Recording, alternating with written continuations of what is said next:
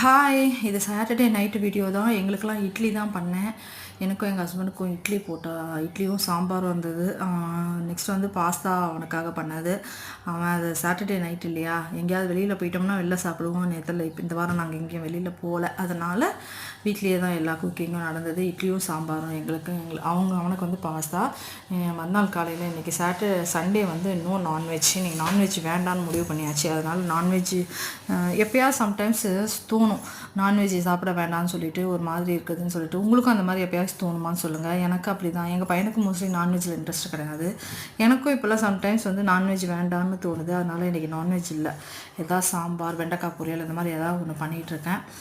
எதனா பண்ணி சாப்பிட்டா ஒரு திருப்தியே இல்லாத மாதிரி இருக்கும் எனக்கு. ஏன்னா நான்வெஜ் எல்லாத்தையும் செஞ்சுட்டு என்னால் சாப்பிடவே முடியாது, அது பிடிக்காது. அதனால் இப்போ கொஞ்ச நாளாகவே இந்த மாதிரி ப்ராப்ளம் இருக்குது. அது எதனாலன்னு தெரியல. உங்களுக்கும் அந்த மாதிரிலாம் தோணுமான்னு சொல்லி கமெண்ட் பண்ணுங்கள்.